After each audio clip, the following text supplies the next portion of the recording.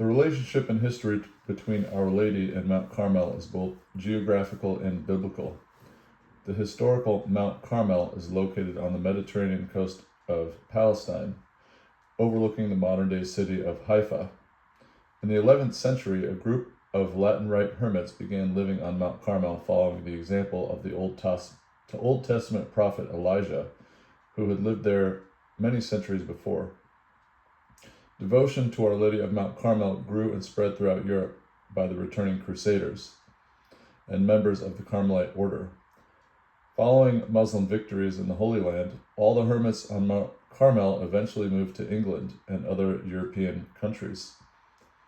Amid the many persecutions raised against the order of Mount Carmel, a tradition exists that Saint Simon Stock, General Superior of the order, turned with confidence for help through intercession to the Blessed Mother.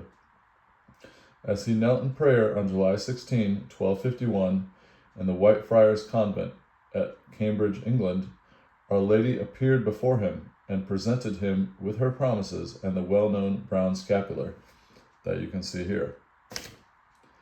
A 1996 doctrinal statement approved by the Congregation for Divine Worship and the Discipline of the Sacraments states that, quote, devotion to Our Lady of Mount Carmel is bound to the history and spiritual values of the Order of the Brothers of the Blessed Virgin Mary of Mount Carmel and is expressed through the scapular.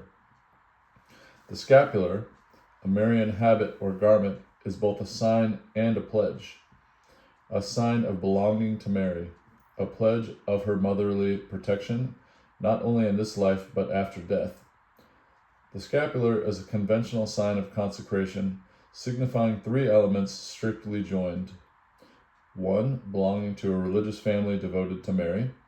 2, consecration to Mary, devotion to and trust in her Immaculate Heart. And 3, incitement to become like Mary by imitating her virtues, especially her humility, chastity, and spirit of prayer. Thus, whoever receives the scapular becomes a member of the order and pledges to live according to its spirituality in accordance with the characteristics of their state in life. Of those recognized for their saintliness within the Carmelite order, two notable individuals, both contemporaries of the 16th century, are Saint John of the Cross and Saint Teresa of Avila, both of whom were accorded the title Doctor of the Church because of their extraordinary lives and theological writings.